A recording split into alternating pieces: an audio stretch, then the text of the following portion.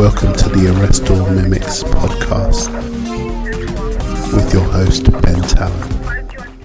Hello and welcome to the very first edition of Arrest All Mimics. I am Ben Talon, your host for the new Illustration Limited podcast celebrating original thinking and creative innovation. Super excited to talk to our first guest on the show, who will be Danny Allison, who is a fantastic illustrator and photographer and just back from a crazy year out in Dubai, working in the Middle East as a photographer, and he'll be telling us all about that experience, how he managed to create two careers out there, shooting fashion models and sports personalities by day and illustrating by night. Always been a furiously hard worker, always passionate about what he does. I've known Danny for a number of years, and if you're not already aware of his work, do go and check that out. It's fantastic explosive style, which combines his photography and his illustration, and it really kind of sets him apart stylistically, and it's such an extension of Danny's vibrant personality. We'll get to hear about Danny's work on the 2012 Olympic Games in London, how a skateboarding injury brought him to the dance in the first place after blowing out his knee, and near-death freelancing, which involves Danny working on the road with scorpions and wolf spiders. I can't put into words just how much of an eccentric character Danny is when you get to know him, and he's full of all these kind of stories, and he's very well travelled, especially as a freelancer, so we'll get into that a little bit later. But first, a few words about the title. Arrest All Mimics kind of jumped from the subconscious, if I'm honest. I sat down with Harry Lyon-Smith, who is the director of Illustration Limited. You might also know the agency as Illustration Web. They represent over 200 artists now, including myself, worldwide, and we work in animation, illustration, with musicians, photographers. We work right across the board. So Harry and I wanted to put this podcast together to document the plethora of amazing people and eccentrics and really innovative projects that are going on in the creative industries today. We're both super passionate about that, and we wanted to sit down and put together an editorial format that worked. And we're both big podcast fans right across a lot of mediums. We both listen to sports podcasts, music podcasts, design podcasts. There's so many out there. So we wanted to do our own, quite frankly. We wanted to sit down with the real innovators in the arts, and we didn't want to restrict it to the agency, but it had to be it had to be creative and interesting and what the agency's about. And we struggled with the title. We went round in circles, and I was lucky. I recently brought out my very first book, Champagne and Wax Crayons, Riding the Madness of the Creative Industries, and that title came from my editor who he laughed when I came to him with creative freelancing, toils of a freelancer, all these mundane titles that didn't reflect the writing style or my artistic style, which is quite an energetic, loose, organic style. And I was struggling, I didn't have that expertise. Harry and I both had some kind of interesting, slightly lateral suggestions, but nothing had grabbed us. And sitting down drawing one day, leaps out the back of the mind, Arrest All Mimics, bang, I was like, that's the one.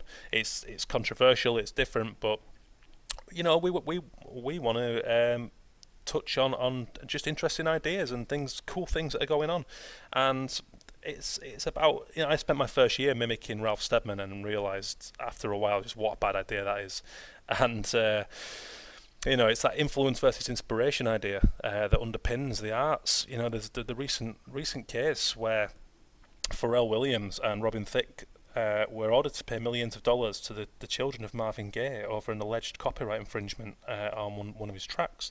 And there was a storm in the arts. People are saying this is a real assault on creativity. There were like 2 bars in that song that crossed over, and people were quite shocked that they'd lost the case in court, and it was seen as quite a damning precedent. So it's a tongue-in-cheek reference to that too. And we're hoping that Arrest All Mimics will really be an exciting new audio format that can take myself and the agency new places, but also bring interesting ideas to the fore and the people behind them. So that's just a little bit about that. So on to Danny. I thought Danny would be the perfect first guest for this show.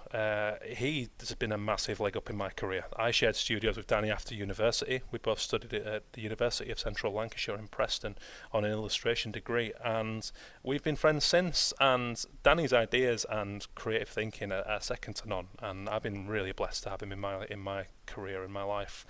And he's always just, he's done his own thing. He's gone off and travelled when he's got sick of things. He's come back with new ideas when that's done, and he's not afraid about, to change things up.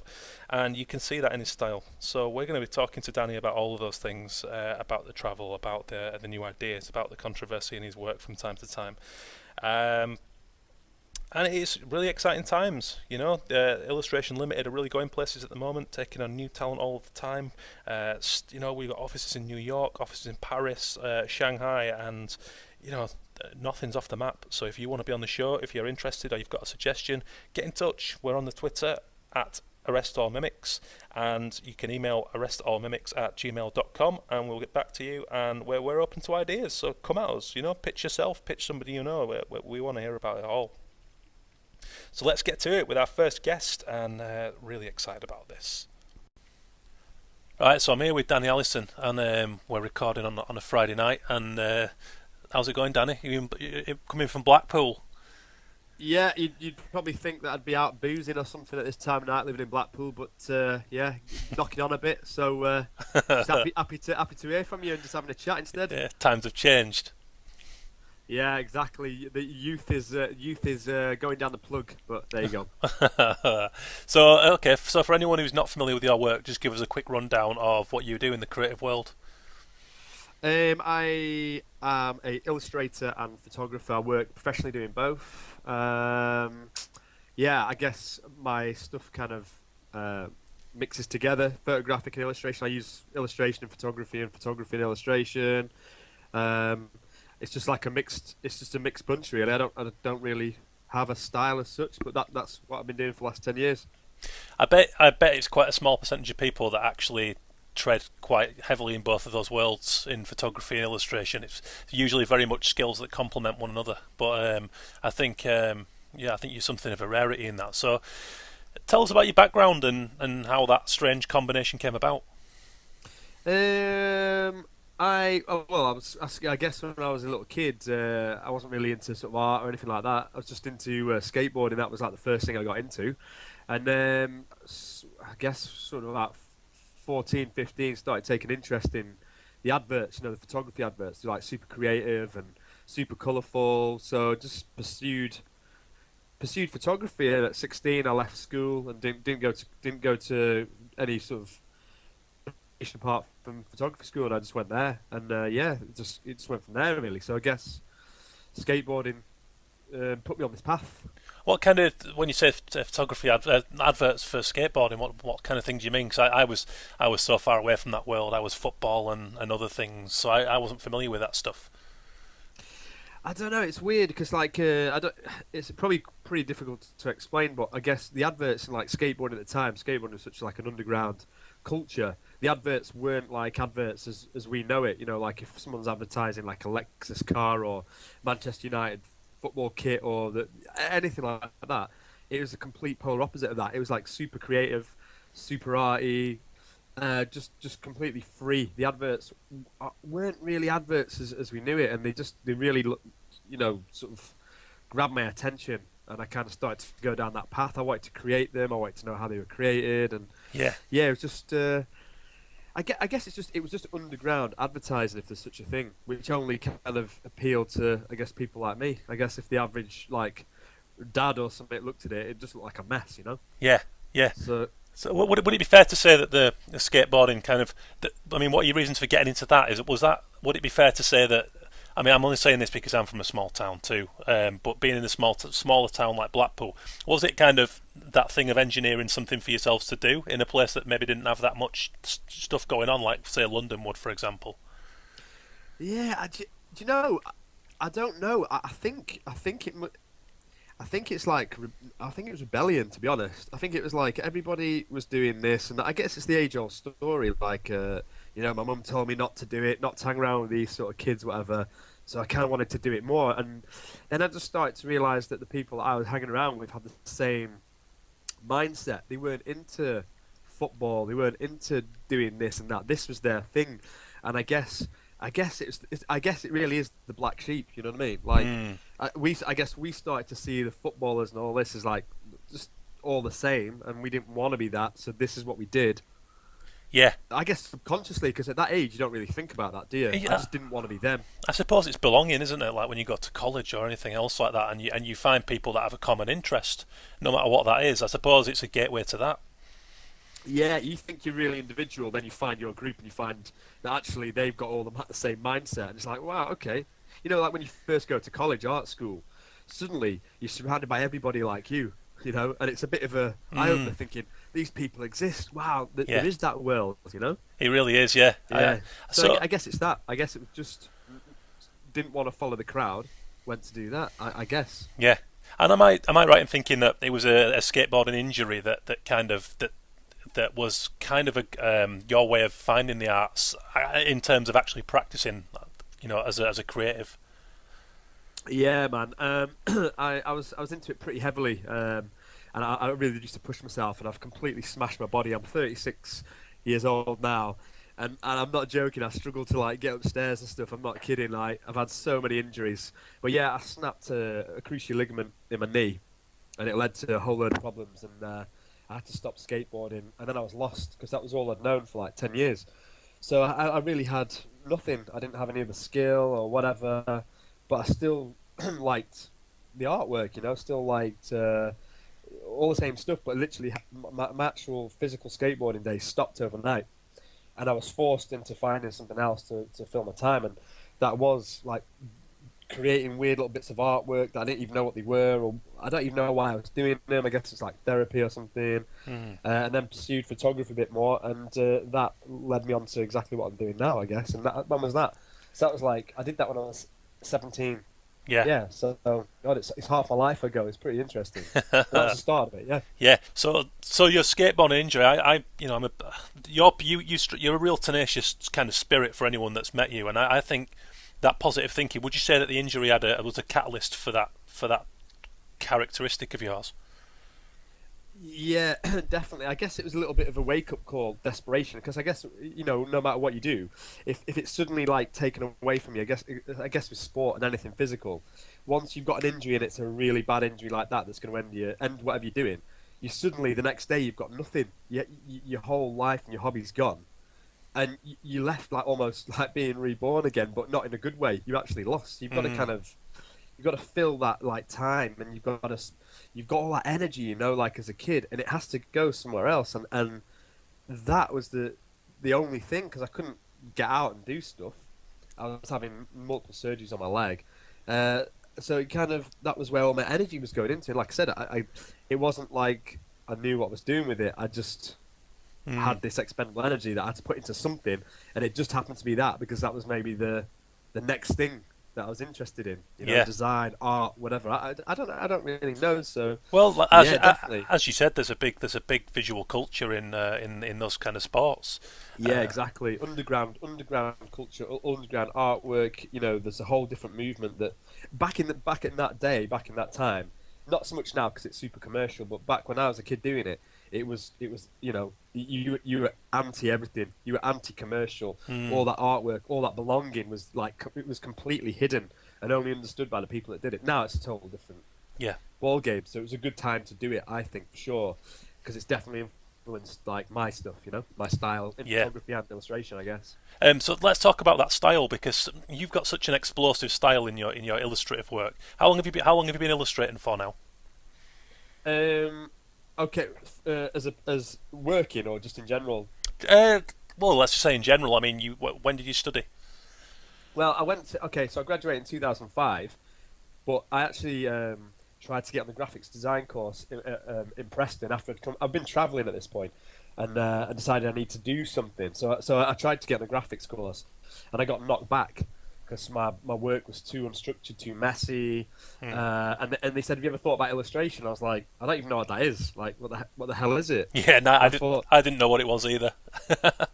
Yeah, I have no idea what it was. Honestly, obviously I'd heard the word, but I did cartoons. I thought it was cartoons or something. You know what I mean? So I was like, "Well, can I not get on this course?" And the woman was like, "No, we're not going to have you. You're just not ever going to be a graphic designer." I was like, "Oh, great." But have you tried this course? I was like, "Okay." And I went and had an interview with lecturer, and he looked at work and he goes, "Oh, this is really interesting. Yeah, we can offer you a place." And I was like, "Okay," and that was it. Honestly, that was it. I had no idea what it was, what I was getting myself into. You know what I mean? Yeah. So I guess I've been doing it since 2002. Then I guess if you want to actually put a start date, 2002, but I had no idea what it was, and I couldn't draw, couldn't do anything in 2002. So there you go. Yeah, it just goes to show. And so, and when did you start taking photographs? Because I know you worked briefly as a photographer before you got into illustration. Is that right? Yeah, I picked my first camera up when I was 16. Little second-hand Olympus OM10 camera, film camera, and you just used to take pictures of my mates skateboarding. That was it for like 2 or 3 years. So that was the beginning of that. Yeah, and I guess didn't even know what I was doing. I didn't think, I can make some money out of this, or this is what I'm going to do for a living, or whatever. I just kind of did it. I don't know. It's weird. It's weird. Well, it's a passion, isn't it, and a natural interest. It's the same as any successful style or creative output, no matter what you do. It's got to come from passion and personality. Do you not think that's weird though? Like, okay, so like if I go to uni and I want to be an accountant or I want to be something, you know what the end goal is. So you're going to go and do that. You might not necessarily like it, but you're going to get a good job out of it, and you're probably going to get a good salary, right? Yeah. But when you went to go and do illustration course, let's turn it back to you. Did you ever think of that? You're like, I'm going to go and study illustration because I'm going to make loads of money off it. No, it doesn't work like that. So what the hell are we doing? I did illustration because I couldn't play for Leeds United because I was shit at football. and I ended up drawing for Leeds United, so I got there somehow. Oh man, that is so funny, isn't it?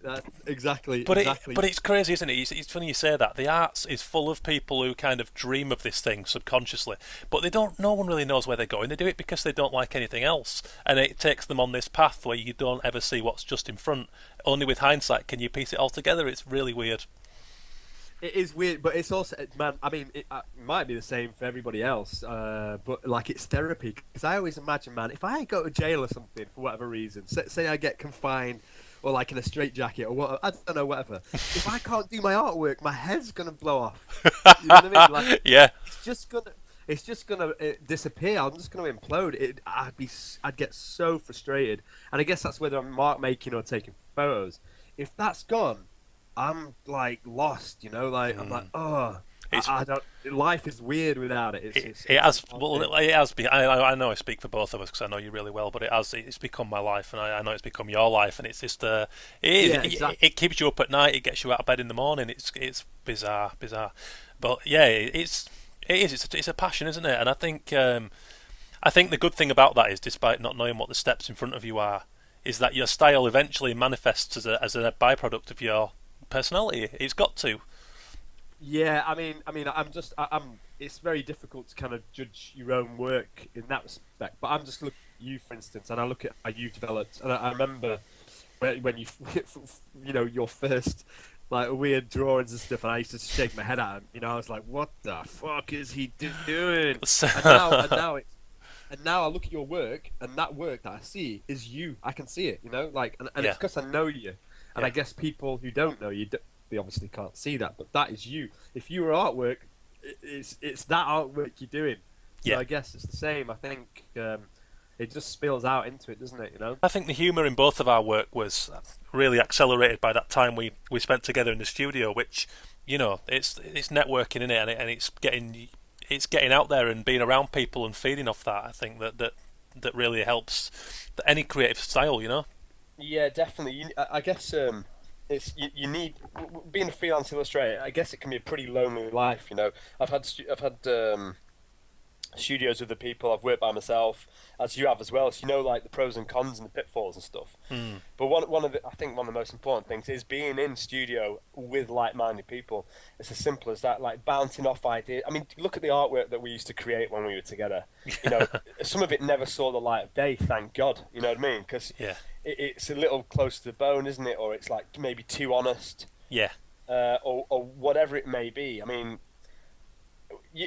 I guess if I'd have been doing those sort of like weird work, and you're the same, if I was doing the weird illustrations and the weird messages that you were putting into these things, if you're doing it at home by yourself and you step back and you had a look at yourself creating these weird things, you'd be like, what am I doing? But when you're in a studio with somebody who gets it and has the same sense of humour, and you show them and they're laughing their heads off, you're laughing your head off, you know what I mean? And then and then you just basically, I wouldn't say competing, but bouncing off each other with this weird way of thinking, weird sense of humours, and then you create this amazing stuff. And like you said, it only ends up being personal work. Well, you really do, because I mean, one of the things I want to talk about with you is your travel experience. I know you've freelanced on the road, because I know we shared a studio together in Sydney, and just that, for example, all the silly in jokes and sharing those experiences and then feeding that into our work. It got out of hand, like it always does when we share a studio. But I mean, so you're just back from Dubai, right? You've been working out in Dubai as a photographer. Yeah, that's right. Yeah, what I was going to say, what year are we in? 2015, right? So like I went in 2000. Will it been the end of 2013? I think I went. Is that right? I think it was. Were you about there a year and a third or a year and a half in total? I think it was October. I think it was October. It was October 2013. Is that right? Yeah. Yeah.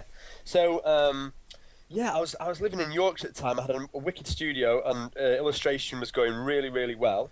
Was getting loads of big commissions in for like big companies and stuff. And I just sat there one day and I thought, I just need to do something different. I wasn't bored with illustration. I just thought, look, okay, I've got this style and it's developing and it's evolving. So it's kind of like I wouldn't say it's in the bag, but I thought, okay, could I just carry on doing exactly this now for the next X amount of years? And I thought, yeah, I could actually very easily doing it, but I've got it, so why don't I just go and do something else? So I started getting back into photography, and actually I think you actually commissioned me on something, and it re-sparked my passion in photography. It was the charity, the Calm charity thing that you got involved with, and I bought all the equipment again and got learned about lighting and so on and so on. Things have moved on since film, and then I just started thinking, you know what? I'm going to do both. I'm going to do both. I'm not going to sort of do a watered down version on either. I'm just going to go for it on both. So I started applying for a few jobs, looking on the internet, and the Dubai thing came up, and it was a staff photographer for the biggest publishing house in the Middle East, and they do all like the big names, like Harper's Bazaar, Esquire, Time Out. God, you name it. They do Rake Revolution, all these massive things.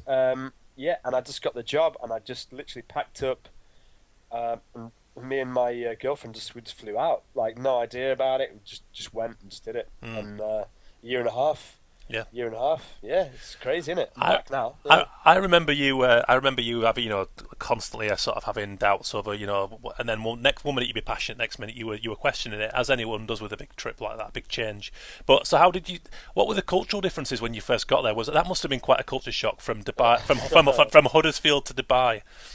Okay, I guess if you've never been anywhere else and you've just lived in the UK or you've just lived wherever and you went over to Dubai, it would be a massive culture shock. So like I do understand that, but like I've been traveling around the world since I was like, I don't know, 18, 19. I've been all over the show. But that place is just a different place. Now, people go there to show off, make money, pretend that they're rich, and live like a super glamorous life. I'm none of those, right? I'm not into like fast cars and good clothes. I dress like a bit of a bummer. It's just I feel comfortable in it. That's my suit. The people see it as like homeless, whatever. I'm not into cars. I'm really not bothered. Give me a rusty car, fine. The glam life, going sipping cocktails, mixing with like the most beautiful people in the world, is not my thing. And what was it before you left? It was a can of Guinness and a Citron. Is that right? A can of Guinness, a Citron, walking the dog in a field. A cup of tea, a movie, and bed. That was that was my sort of downtime. I was starting to like become a little bit of the beginnings of an old man. So when I went there, man, it was a completely different thing. I've seen everything. I've seen everything there. I've seen everything. I've seen gold-plated cars. I've seen risotto with gold flakes. I've seen, honestly, man, I have seen everything, and it's just such a strange world. Being like an illustrator and a designer, and people, you look around you, and visuals are so important to you. It was just off the chain, and being a photographer there, I had access to everything. You're well respected as a photographer because everybody there sees you as being very beneficial to them and their brand, and so on and so on.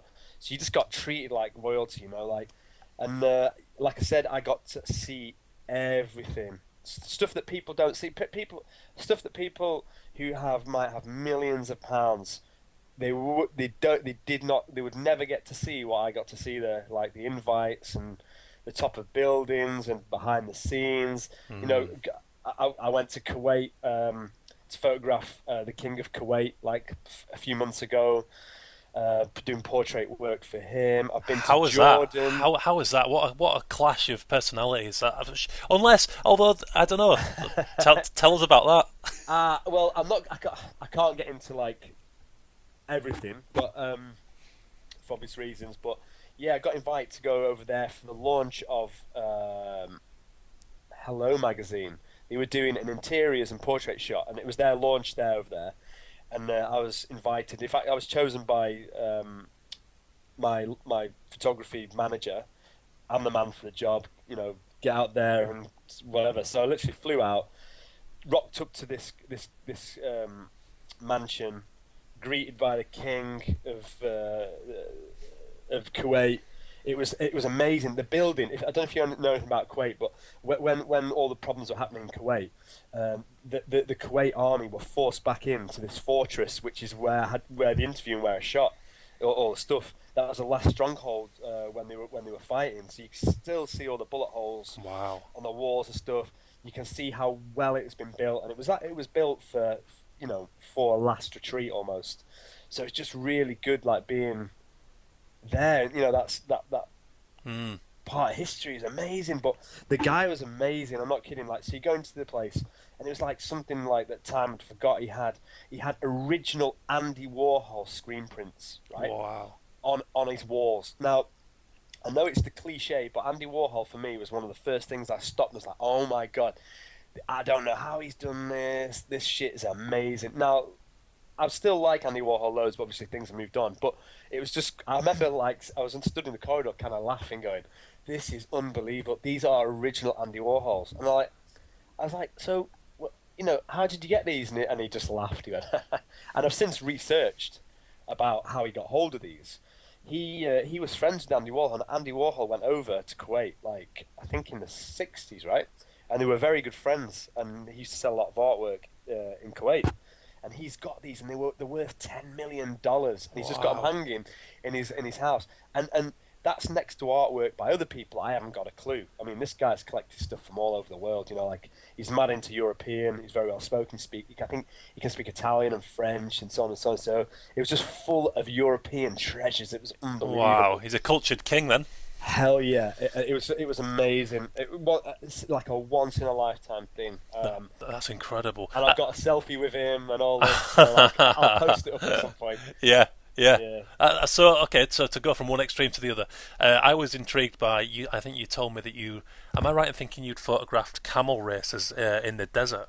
Yeah, Camel Racers Boys Club. Yeah, that's right. It was actually, I was sent out on an assignment for Time Out magazine. But Time Out, you can imagine what sort of photographs they were expecting. They're not like cutting edge and showing the reality of things. You know, they don't want to scare tourists away. So there's a brief, and you have to fulfill it, and you deliver what they require. But I always, whenever I go on these projects, I always do stuff for myself. I make sure I get what they want, and as soon as that's off, I know what needs to be delivered. I turn into sort of my own mode, like personal mode, and I'll go off and I photograph my own stuff. Absolutely amazing. Like it's boys club. It's boys club again. Yeah. Just camels, 4x4s, like Arabs, sheikhs, you name it, all like hustling and bustling. It's a big thing over there, man. Like Fantastic. It's a weekly thing. 0 women allowed. I think there's no women allowed. I do think it's like just boys club, or I don't think it's a place for women. But yeah, it's like the rugged reality side of the Middle East. Yeah, it's like William Hill, and is that their equivalent of William Hill? yeah, it is. I don't know what I don't know how it works in monetary exchange, because as you know, it's illegal over there. But yeah, you know. That must have been so much fun. Oh, it was amazing. I'll put the pictures up. I'll at the end of this, I'll put a link to my website, and then I will add the images, like all the documentary images from these places, you can check them out. Yeah. But it's absolutely awesome, yeah. But so you illustrated by night, right, as well? that's right, yeah. So like my job was super intense, and I didn't know what I was doing from one day to the next. So I was only taking on jobs that I knew I could get done in the time off, because you'll know with experience with some clients, there's back and forth and this and that, and a job that you think might take a day could take a week, because you're just waiting on clients to do amends and so on and so on. So I had to really gauge and make sure that the illustrations I was doing for people, it was set right. This is what you're going to get. There's no amends, right? And they're like, yeah, that's cool. So I just kind of like adapted a little bit to kind of cut those amends out as much as I could. So yeah, I was photographing all day, coming home, illustrating from my apartment in Dubai, sending stuff off, obviously time zones, going to sleep, waking up, going to do back on it again. Yeah. So I was keeping myself in the loop. Yeah. I was keeping myself up to date. Just obviously keeping in touch with clients, but I was also learning other skills, so it was like really full on. Yeah. And I wasn't out boozing and glamming up, getting in gold cars and shining my gold Rolex and eating gold cornflakes and shit, which is what everyone does over there. I'm not kidding. Yeah. I was still doing what I like doing, and I was avoiding all that. So.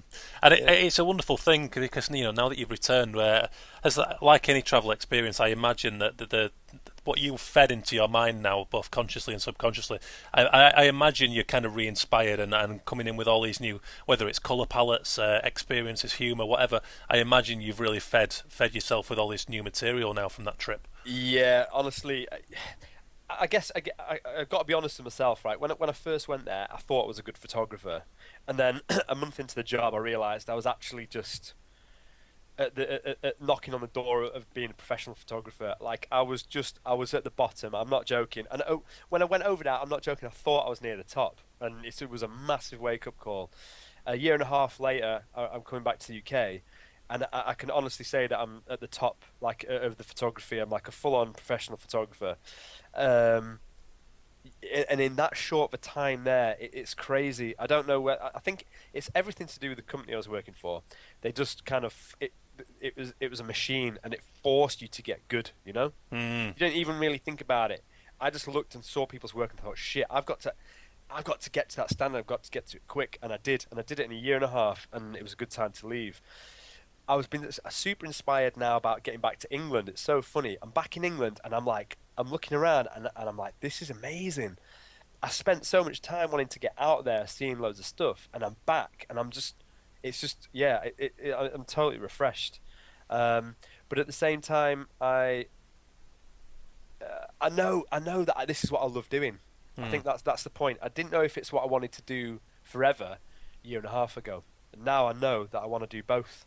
Yeah. And I can do both, and neither's going to get watered down, because I've got to a point with the illustration where I'm now like I can see that it's getting better again now, because I've gone off and had a break from it. Yeah. You know what I mean? And vice versa. So I think you do. I think you have to keep things fresh. It's like myself doing things like this podcast, and I love writing now about the arts. And I look forward to the days in the studio, and then I look forward to the days on location. And I just think that balance in anything really keeps things fresh. I think it's crucial. Yeah. Hey, listen, man. I'm not going to brown nose you, but you're a massive inspiration. And I always think about what you're doing and how you're doing exactly what I'm doing. Different subject matter. You've gone into writing, you've written your book. Absolutely fantastic book, man. I recommend anybody to read that, and I'm not doing a sales pitch. It's absolutely classic. And I've taken it to Dubai, I've dropped it off at certain people, and they love it, man. They can't believe how real it is, and they're like, oh, it's so refreshing. So you dabbed into that, you're doing this podcast, you do your live artworks, you do your lecturing, and I think that's why you progress. I think that's why anybody would progress when they're doing that, because they're not just stagnating. And I do see that a lot, and I'm not going to say any names. I see it quite a lot in the illustration world. People do not move on because they get to a point, they know they can make money from it, and they just stick at it, and they just stay there. And different personalities. That would wreck me, just to stop, just to be like accepting, this is what I do, this is my style, that's me until Yeah, I think it truly is an individual thing, isn't it? You know, some people really they find that thing and they love it and they could never exhaust it. But I think that our personalities are quite explorative and we're constantly interested in the next new thing. And I think that inevitably takes you into new places. And you know, one thing I've learned from spending 7 years now in the arts is that once you've got that core specialism and you start to look around and don't stray too far at once, you can sidestep into different arenas and learn on the job. I think there's a lot of scope for that. Yeah, definitely. And like you were saying, if you're forced into sort of developing.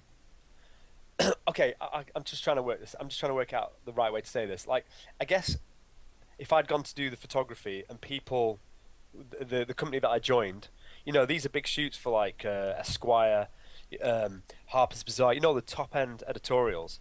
If I'd have gone to a publishing house where they didn't have these titles and the photographers weren't that good, would I have got as good as I've got at photography, or would I have just gone, oh, you know what, I can get away with doing this? Do you know what I mean? Yeah. I guess if you throw yourself, if you aim to work with the best clients in illustration, you'll naturally sort of become. Your skill set will rapidly change if that's what you aspire to. You know what I mean? Yeah. Like you had it. You're banging to wrestling as a kid. I don't know why, but anyway, it's fake. But anyway, we won't have that debate. But that's what you're into, man, and you aspire to do it, and you've done it. And I think you've only got accepted in those magazines and stuff because you've aspired to do it, and you've got to that level. It's subconsciously forced you to get to that level, and you've done it. And now suddenly goalposts have moved, haven't they? Totally, it's way ahead of time, and that's not a brag. That's just the way it's gone. You know, I know. I've met the right. I remember you saying in the studio, I said, "Okay, what's your goal?" And you're like, it's I want to work for WWE or whatever it is, WWF, and Leeds United, right? Okay, and when was that? That was 2008. Yeah, 2008. You said you'd be happy if that's where you ended up.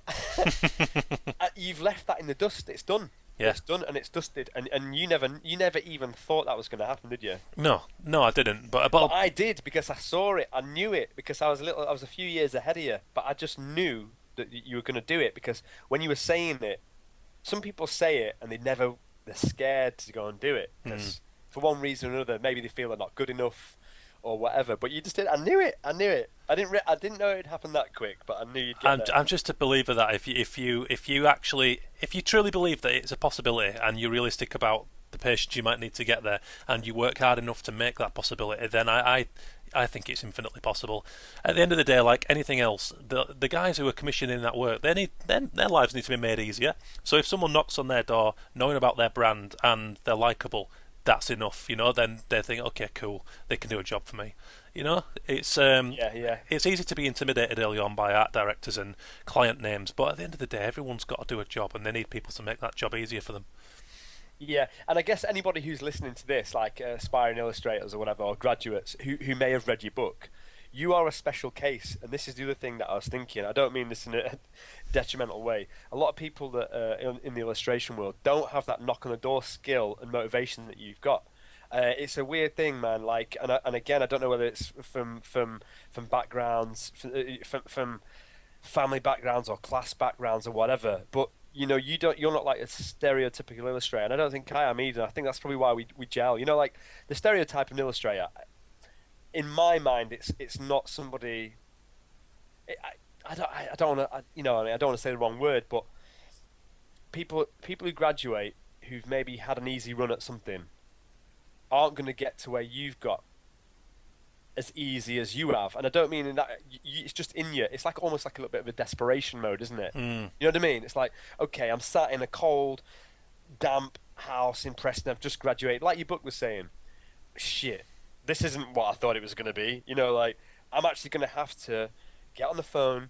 I'm going to have to get down to London. I'm going to have to kick the doors in and literally, like, grab clients by the hair and force their eyes onto my portfolio. And that's what we did. We did that, man. We did it. It's funny because I've seen you progress from doing illustrations for All Out Cricket magazine for First commission. For a very little fee, and then I saw you knocking on the door quite robustly when we were in London together for Runner's World magazine, and then I know you went on and did quite a few jobs for them. And I've seen your work in I think Terminals 2 in Heathrow, large scale for the Olympic Games in London for 2012, that's such a journey, you know. Yeah, it's crazy. It's crazy. And it's not bragging, but it's that progression and a willingness to learn along the way, and meeting the people that can facilitate that. Yeah, exactly. And I still now think I'm like, sometimes I'm sat there and I'm like, oh, what am I doing? Like, how have I got here? Honestly, I'm not joking. All the time. It must be a subconscious thing. Like, I'm just doing my artwork and I'm like, my brain wanders off going, Danny, you're 36. I'm like, yeah. Like, what do you do? I'm like, how have you got here? I'm like, what? It's like Homer Simpson. I don't know. It's just here. It's just here, and it's. And it's always, but that's the thing, isn't it? I think the crux of it is we're always just here, and you quickly forget about what you've done, because if you start thinking about what you've done and resting on that, that's when you stop progressing. And I think you've always got that next exciting goal. You know, the moment I got WWE, of course, I still work for WWE and I still love it. I always will. But now I'm let's do a podcast, let's write a book, you know. And it's like, sometimes I hate that because it keeps me awake at night, and I sometimes envy those people that have that one thing and they can stick to it and they can keep some order. But I need the chaos because I need that to keep me. Yeah, it's adrenaline fuel. You know, people. This is the other thing, man. Okay, how can illustration keep you adrenaline fueled? Right? If you're a race car driver, you get adrenaline fueled.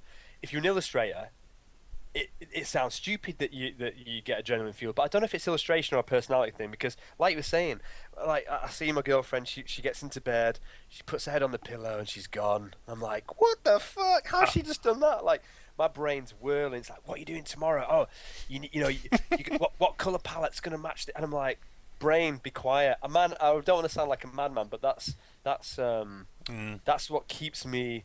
Like, it's like coffee. It's like a constant drip of coffee. I don't drink coffee, but that's what it's like. And I love it. It's weird. Yeah, I absolutely love it. It keeps me excited. I get adrenaline sometimes when I get off the phone. You know, when a new project's come in, my brain's kind of like just going off on its own little thing, sketching things out, and I just love it, man. You have to embrace it eventually, don't you? Yeah, you do. I've come to the conclusion that I'm never going to sleep more than 7 hours a night. I've just got to accept it, and it's probably going to like dwindle as I get older till I get like 20 minutes a day or something. But I know you're the same. Yeah, absolutely. We always laugh about this, but it's so true. Yeah. So there's one story that I want to just dredge up, which always makes me laugh, and I think the listeners will enjoy. I've started to call it near-death freelancing. When you were in Australia, and didn't you share a studio with scorpions and wolf spiders and? Oh, so sketchy. Like, okay, so I went to Australia when I was 18, and I did the year visa thing when I was 18. So, and that's was it 18? No, hang on. No, it wasn't. I was 19. I went and did a year, came back after 20. That's when I went to... No, it wasn't either, was it? Hang on. 21, I went to Australia travelling. Came back 22, went to uni at 23. So I started uni at 23, that's right.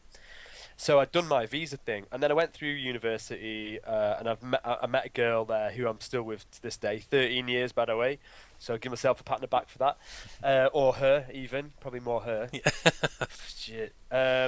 Yeah, and then we decided to go travelling after, I think in 2008, we went travelling to Australia. And she'd got a work visa, but I couldn't get one, so I couldn't work. So I actually set myself up to freelance illustrate on the move, which it was the best thing ever. Like, I didn't know if it was going to work, with technology, whatever. I bought a van, and we decided to drive from Perth, Western Australia, all the way up the coast, all the way round, hugging the coast all the way around to Sydney. So, it's a lot of miles. It took us like 6 months. When we're in Perth, I was like, right, okay, I'm going to have to bring money in somehow, but I can't legally work in Australia. I hope I'm not going to get in trouble for this, but I don't think I was breaking any rules anyway. But so she would work in farms and stuff, and I would like set up in our van with a dongle. I had my scanner, all the power, and I was still taking on commissions for like people all over the world. So, we might be parked up by the beach and I was doing some artwork, or we're in a campsite, I was doing some artwork when it came in while she was sunbathing or reading or swimming or whatever.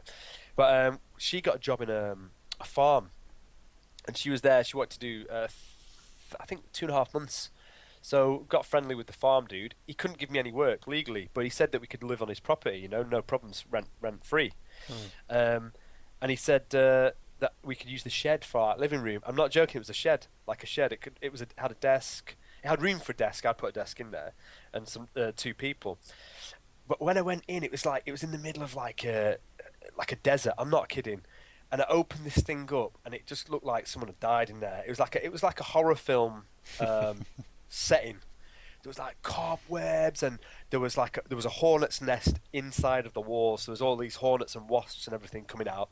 So unfortunately, I had to get rid of them. But they were like, you know, they were going after us, and I had to like spray them out and all this caper. Got rid of them. Got rid of all the cobwebs, and I pulled the lino up to change it over. And as I pulled it up, there was a scorpion there. And I was like, whoa, shit. And as I went to go and get it, it sort of scuttled off into a corner, and I just dropped the lino. And then I spent a few hours looking for it, and I couldn't find it. And I thought, sod it. And I just put a desk in there, and just, and it was just my studio. I just thought, you know what, I ain't finding this. And I just set up a studio and thought nothing of it again. Yeah, so I had a little mascot in there somewhere, but yeah. Fantastic. Never got me, so there you go. All right, so there's a little regular feature that I want to do on the show with each guest, and I decided to call it the Shark in the Tank. And it's quite simply, I want to ask people what their... Okay, it's probably going to be a favourite thing of the moment because I'm going to put you on the spot, but what's your favourite creative work? That can be anything from an album to a poster to a gig to a painting, anything you want within the arts. What's something that's inspired you or stayed with you, or just a particular favourite pick? Can I say like a genre, or actually one particular piece? Because I don't really know the. You can say whatever you want. It's it can be open book really. Just something that inspires you or really gets you going. Okay, it might be a few actually. Does it have to be one particular thing, or can it? No, you can give me a few. I guess what it is, man. I love film, right? And I love lighting. Lighting for me is atmosphere, and it spills into illustrations and photography and everything. I absolutely love the lighting in films. Sometimes I'll watch films and I won't see what's going on. I'm just looking at how things are done. So I would say film, but I also love screen prints, man. I love the smell of them. I love the look of them. And I'm not even going to say anything in, any particular piece. I just love screen prints and films. And I think that is, for me, is in the top 2. Like, I guess that's it. That's a good answer. That's a good answer. It's a really good answer. I like that. Yeah, I relate to both, but I knew you'd probably reference film. I know how much you love film. But if I could say one thing, it's lighting. It's just light. Yeah. Just have a look at my illustration work if you get a minute. Everything's thought about the way the light wraps around things or creates. Even in my illustration, just now I've said it and you have a look. Just have a look. Yeah. No, that's it. You really should. So where's the best place that people can check out your work? Okay, so my personal website is dannyallison.co.uk. So that's DNNYALLISON.co.uk. And my photography is dannyallison.com. So it's exactly the same, but .com. So, check them both out, see what you think. Obviously, I have an agent, in my opinion, one of the best agencies to be with. Been with them for many years now, and that's Illustration Web, so you can check out my portfolio there as well. Yeah, and drop us an email if you want any questions, or, if you've got something to say about anything, good or bad, or if you just want to take the piss or anything, man, just send me an email. Cool. And lastly, what's coming up? What are you working on at the moment? Okay, cool. I have just landed a advertising photography commission in September for a clothing brand, and it's being shot in Oxford University, so that's going to be absolutely amazing. So that's coming up. And illustration-wise, I am working on an animation, a nice feature animation, and I'm going pretty light on getting little illustrations in at the moment because I'm just about to move house, so I'm not really taking on any little commissions, but I'm moving into the animation world. As I guess you've already dabbled, haven't you? Yeah. You're in there. I've done a few, but this is going to be a feature-length thing, so I'm super excited about that because I've always wanted to bring my stuff to life, and it's actually happening now. All right, 2 years on from when I said I was going to do it, but it's happening. Yeah. So And, can you give us any details on that, or is it still embargoed? it's mixed martial arts. That's all I'm saying. Awesome. Look forward to that. So it's right up my street. I'm well into that. So yeah, watch this space. Superb. All right, Yeah. all right, Danny. Well, cheers for your time, and hope it all go. I look forward to seeing the new work. No, cheers, man. It was good speaking to you. It's always good speaking to you, dude. And I hope your podcasts a massive success. I'm looking forward to like some of the characters that you get on here. I can't wait. I want any suggestions are always welcome. So I can't wait to move things along and see how we can get on. I've toned it down a bit. I haven't gone super crazy because I still want to get commissions off people. I don't want people to think I should be in a mental home rather than behind the drawing desk. So. Yeah, well, save that for the work, and people could read that through the illustrations and photography. Cracking. All right, enjoy, dudes. All right, mate. Take care. Take care, man. All right, guys. Thanks for listening. Amazing stuff. King of QA. I did not know that story. That's brilliant. Check out Danny's stuff, as he said, dannyallison.co.uk, or on the illustration web portfolio section. Hit us up on the Twitter at arrestallmimics, and you can email us arrestallmimics@gmail.com. Look forward to some amazing guests. We've got some great people lined up, and look forward to hearing your thoughts. Do let us know. Any suggestions, very welcome, and we'll look forward to being with you in the future. Cheers, guys. Bye bye.